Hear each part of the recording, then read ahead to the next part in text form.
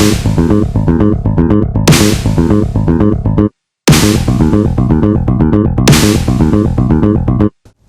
and welcome to another episode of GOA365's Face to Face. Now, normally on this program we will be doing, say, politics, politicians, businessmen. We've done few programs on these mainstream. But today we have somebody who is it's very special person because he is involved with animals, animal rights. This is Meet Ashar. Welcome Meet to our show. He's the Associate Director of PETA India, as well as the legal advisor to PETAs. So Meet is a lawyer by profession, he tells me, from Mumbai. Meet, tell us exactly like what brings you to Goa. Right, so we had this unique initiative here for which I had come to Goa. It is the first time ever in Goa we have trained the police and the animal husbandry department at the state level on animal protection laws. It was a sensitization cum training program where we spoke to them, we made them aware of the laws. Very often people complain about authorities not taking action when cases of cruelty to animals are reported to them, especially the police.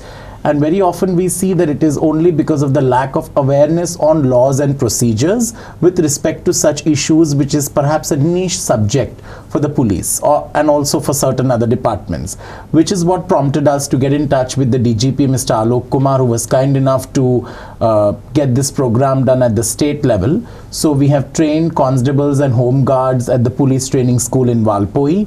We also trained the North Goa police, all police stations were present, and we also did the South Goa police and the animal husbandry department. So this is how we have covered a host of issues, including what provisions of law exist which make cruelty to animals an offense, what is expected of the police in each of these situations, commonly reported cases, what is the procedure they are required to follow, what is the kind of intervention from the police which is expected not just after commission of a crime, but certain times the illegal events being organized like cockfighting, bullfighting, etc. So when such illegal events are organized and there is prior information received by the police, what is it that they expected to do to prevent such offenses from taking place? And then we had a training session with the animal husbandry department, who plays a very important role, especially in cases where animals are either killed or tortured and maimed. In those kind of situations, the government veterinary doctor plays a very important role in giving a report of the injuries sustained by the animals, which again helps in getting a conviction from court and those kind of things. Okay. Now what, give us a few details about, I'll ask this, the first question, the second question first. The second question is, what was the feedback from these, men in khaki? Because they are a little, basically they are the hard end of the sticks of the government governance stick, so as to say. I agree. It is, I think, the exposure to all the things that they see makes them a little indifferent to certain indifferent. No, you get so used to you get desensitized. You get desensitized. That's right. So the intention was to resensitize them from the desensitized this thing that they are in. So the response was quite positive. They understood why this is important, and one thing why it is important is the connection between crimes against animals and violence against humans. I see. Okay. And it is a well documented, researched study, and also we have examples in India, in our own country, which show that people who often commit heinous crimes against animals don't stop there. They go on to target another animal or humans. So in the interest of society at large, not just the police, but as the common citizenry, we all must take cruelty to animals seriously if we wish to reduce violence against humans. Because a person's efforts only embolden when they get a message that you torture and abuse an animal and nothing happens, then they want to try something new. So we have to stop them before they go to another victim. And that's what the police was told, and they agree, because again, the Federal Bureau of Investigation in the US takes over all cases of heinous cruelty to animals from the local police. Really? Yes. And this is, if you log on to the FBI's homepage, you will see this right on their website, saying why they take cases of cruelty to animals seriously. Because in a study done in the US and also in other countries, hard-earned criminals, as we call them, people who commit serial crimes, all had a history of starting with torturing, killing animals. There's an example in India, Amirul Islam, who's a convict on death sentence. He started with killing and raping dogs and goats in a village in Kerala, which was often ignored by people because it was considered an animal issue. And then he garnered the courage to rape and murder a law student called Jisha. And she's no more today, unfortunately, only because if this crime was reported to the police, this man could have been apprehended and perhaps Jisha would be alive. So there are many such examples from our own country which demonstrate this link between cruelty to animals and violence against humans. Psychological, basically. Yes, like, absolutely. Yeah, because we hear of this, and many times it's what do you say, pardoned by the elders. Like you will find people tying cans to dogs' tails, or pulling the wings of flies, and you like, but True. It's always like there's to be some psychological reason for it, and when you don't get punished, I think probably there is no deterrent. So and there no being deterrent is a problem, because then that gives the person a message to try something more, something new. Yeah, like, and then that person only goes on ahead and ahead. Means if I can get away with this, but then it also probably, I don't know, now that you talk about it, maybe there is this intrinsic cruelty. It has to find some avenue, and if you're not scared at the right time, then I can get away with literally murder. So as to say, Also, I want to know one thing now. Is anything being done specifically in India about this? Now the FBI, and as you said, in many countries, these studies have been have taken place, and obviously there is no there's no smoke without fire. Or something has to be there. In India, it's not yet really gone to any level, so as to say, right? This kind of seriousness is yet lacking, or is yet to come in our country, and hopefully because the NCRB, the National Crime Records Bureau, unfortunately does not document or does not keep a record of cases of crimes against animals. When it records even crimes of the smallest nature, like the number of crimes of the smallest nature, but not cruelty to animals. So again, that is something which a few animal welfare organizations have called upon the Home Ministry to direct the NCRB to maintain data of cruelty to animal cases as well, because of this very connection which we see in India. Also, Veerappan, by the way, who is a well-known wildlife poacher, was a serial killer. He started with poaching wild animals and then went on to kill hundreds of humans. So of course it all starts with animals and then goes on to humans. That psychological, it could possibly help us, because we have huge number of cases all over India, and the conviction rates are not very very good. promising. I agree. It's quite bad, including, so probably if this could be a way at prevention, which is always better than the cure. Absolutely. So this is something that I think probably that you guys need to push. Yes, we are trying really hard, and I think we also, in whatever way we can help, we would be surely help. But this is something that even the first time probably in back of the mind you think like, okay, this person has a potential to move on to from animals, but otherwise I didn't know that there was actually documented evidence on all this. Ted Bundy, so many other. Ted Bundy, I know, but like these are like one-offs. We thought, but I didn't know that there was some actual US has research. An example of like 100 people on the FBI's website of how this connection is real, and it is concerning, because and as a society at large, somebody may not be an animal lover to take a case like animal being killed heinously, but just for the safety of our society, of our fellow citizens, we must be concerned about it. thought you only read about or hear about this in books when these serial killers and all, they used, when they were in the villages, they used to kill sheep and all. We've read about this in Agatha Christie's, and but I didn't know there was an actual, sort of fact behind it. Okay, now another thing in like I want to get into the human and animal conflict, but little later. So now we are having a huge stray dog population in Goa. So what do you feel like? What can be done and what should be done? Because if we all, I mean, I can't say all, but there are many of us in Goa and in India and probably in the world who love animals, whatever the type they may be, large, small, whatever, small. Correct. But this stray dog, man, these stray dogs, because we find in Goa, we've had so many cases, like, the dogs from home, they don't sterilize the dogs at home. When the puppies are born, they take them and they release them on the road. Street, yes. Cats, they take, they keep them in the market thinking they'll get fish. There's a lot of dogs come on the beaches when the tourist season is there, and the dogs are fed. When it's off season, then it's an issue when they get aggressive. So what do you feel can be done? Let me start with something which is promising and positive about Goa as far as the dog situation is concerned. Goa is the only rabies controlled state in our entire country, and Goa has shown other states that this is possible. A lot of people are putting in a lot of effort in this. Yes, it is. It is. In fact, you see those awareness posters, banners everywhere.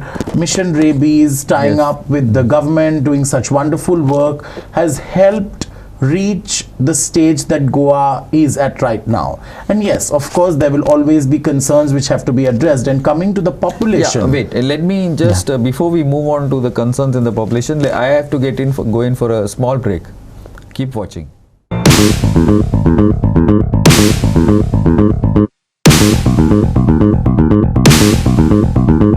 Welcome back. Yeah, Meet, you were talking about this population and control. Yes, please go ahead. Yeah, so what I was saying is there are 191 panchayats in Goa. 189, okay, anyway. Yeah, whatever. So out of these panchayats, only a handful of them are doing, community dog sterilization. But it's compulsory by law. Yes, it is mandated not only by the Animal Birth Control Rules 2023, but the Honorable Supreme Court in a judgment passed on 18th November 2015 has mandated every civic body, whether municipality or panchayat, to undertake sterilization of community dogs. We must also remember that the ABC rules originally for dogs came in 2001. If we would have taken our responsibility seriously, that is the panchayats and the municipal corporations, today we would perhaps not see many dogs on the streets, because we are talking of 24 years, which is a huge period to control population of dogs. We unfortunately still see puppies on the street, despite this being the mandate for 24 years. It was rather recommended by the UN in the year 1990, which India accepted in 2001 and made a legislation mandating sterilization of community or stray dogs. And then in 2023, this law was amended to make it more stronger and put more responsibility on the state, on the local civic bodies. So one thing that is required is accountability of the local civic bodies. And unless this becomes a sort of a people's movement, where people demand accountability of their local panchayats, of their local municipalities, this is not going to change. Only and only when people start asking these questions of their municipalities. The next time somebody comes asking for a vote during an election, you ask them, are you going to get dogs neutered or not, because we want their population to go down? And if that's not on your manifesto, we are not voting for you. Once we start talking about it is when it will matter to the people in power. The electorate decides the issues of politics and of politicians. So we must talk about it, and society at large, because, and trust me, I say this as on behalf of all animal welfare organizations, none of us want any animals on the street, because that is no life for any animal to lead. Absolutely. Dogs or any animals on the streets are there not out of choice, out of force. And none of us like to see them suffering on the streets. We would also want a stray animal free India, but it has to be done the right way, legally, ethically, and morally in a correct manner as envisaged by law, as laid down by the Supreme Court. So if we do that, I still think it's not very late. In the next 10 years, we'll really see the results if we get serious about this today. Actually, it's not only dogs. Now, we've had such a big issue in Goa with cattle. Right. You find cattle everywhere, but these are not stray cattle. Yeah. These are cattle which are owned by XYZ Yes. people, Yes. and many of these cattle, sorry for getting really, they are worshipped also in True. many places. But these are owned cattle. Even that the panchayats are not willing to take action, and these are not only dangerous. Okay, see, the dogs are small; they're small animals. You know, Correct. cars and all, they will lose in a battle with a car. But when cattle, there have been so many accidents. People have lost their lives Correct. with accidents, and this has been covered day in day out by us also, and the rest of the media Right. also. But still, this is very responsible So, on the yeah, I content. agree with you. And actually, if you look from the cow's perspective or the cattle's perspective, they are the victims here, Yes. because they are not again on the street out of choice. And it Absolutely. is the dairy industry to blame, because they take milk from the cattle in the morning, they leave the Leave cattle them on on. the street, then again get them back in the evening, milk them, and again leave them on the street. So this is the inherent cruelty in the dairy industry, whether we accept it or not, that is leading to increasing number of stray cattle on the street. This problem is not only specific to Goa. I was in not. Chhattisgarh in I see. November to do Okay. police training, and same issue in Chhattisgarh, same issue in UP, Bihar, everywhere the problem of stray cattle is a perennial problem, only because of how irresponsible and how cruel the dairy industry is, and how they operate, and how they are being allowed to get away with it. Action is required of any person who leaves their cattle or any animal astray, which causes accidents, which leads to injuries to people. Sometimes animals die, people die, there is loss of property.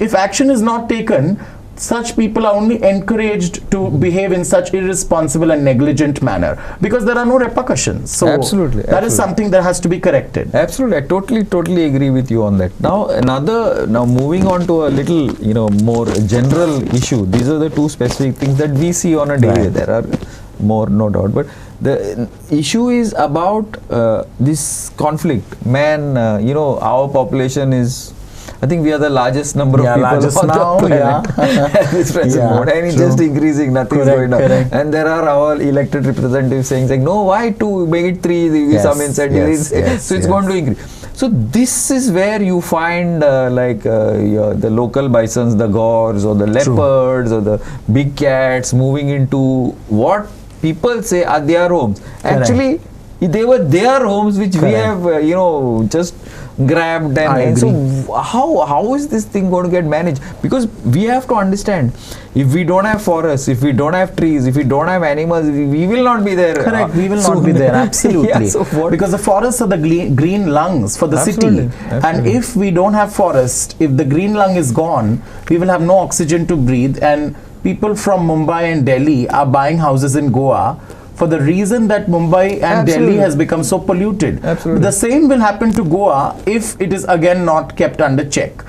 So the solution here is, before it gets too late, any urban planning or any urban development projects have to take into account forest conservation or forest replacement, without which it is going to be a disaster. Because these wild animals, like recently there was a case of a leopard which had come into the city, and then a puppy was used as a bait by the forest department, and there was so much controversy around it. Yeah. It's That a was totally ridiculous, yeah. avoidable situation. Absolutely. There is no reason for the leopard to come into human habitat, because wild animals are extremely shy. They are not like dogs and cats who love to be petted by people or looked upon by people.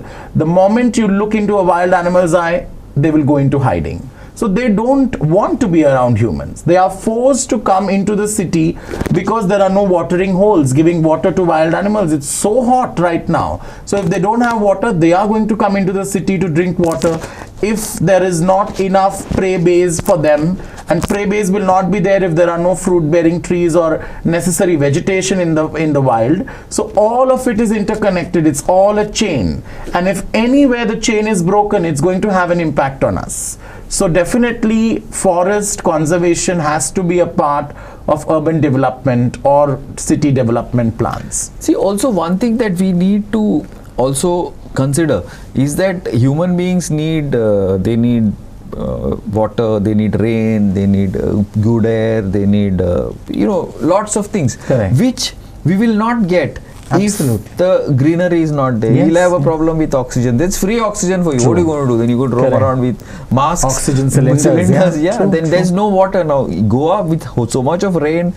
In so many parts of Goa, 40-50% of Goa gets water 2-3 hours a day. So that's an issue. Now, now there's so many parts of Goa that have no water. Correct. Pipes are broken, this is broken, there's no, whatever the reasons may Yeah. be. And with so much of rain, now if the forests go down, rain is going to go down. Correct. If the animals go down, that whole cycle goes, there's no True. birds, there's no pollination, Correct. there are no grass eaters. So then if the meat eaters become less, the grass eaters will take Yeah. off, they will land up in your house. Correct. Then what are you going to do? So some of the, like you can, as it is,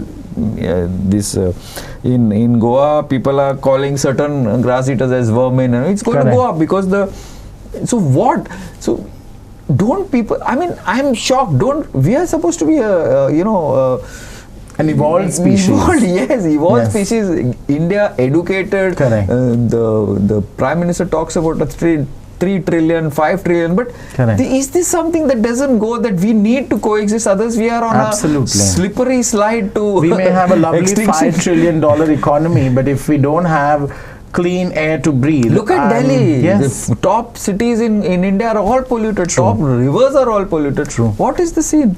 What do you? I don't know. You Yeah. travel all over. I agree with you. I think. think unless that reality check kicks into the society at large, and unless this becomes like a people's concern and thereby a people's movement, again, it's not going to be something that the political executive will relate with, and thereby it won't become an issue. Now Delhi pollution is such a big issue. Why? Because everybody has been talking about it. Perhaps someday some government will do something about it because they will realize that now there is vote bank attached to it.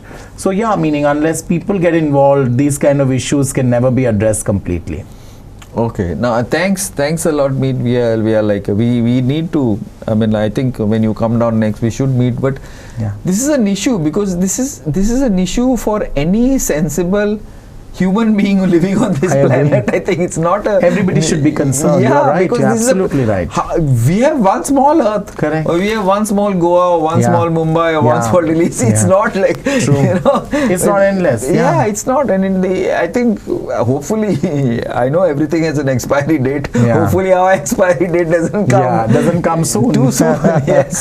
True. Thanks a lot. Thank Meet. you. Thank you for was a having me. pleasure. Thank No, you. It was a lovely. pleasure. Yeah. Now this is something that we Goans we are living. We are blessed. This Goa is not been made by us. Only thing what we are doing is probably destroying what the gods have given us.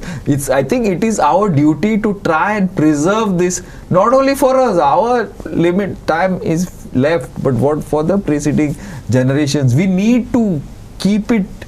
It has to be sustainable. It has to remain, and we have to make it better than when we entered this earth, which I don't think is happening. Anyway, guys, it's up to you all to think about it and decide what you all want to do. As Meet says, that the people in power, our present kings, will only listen to us if we decide to make it an issue. This is Glenn Costa signing off for GOA365's Face to Face. Keep watching.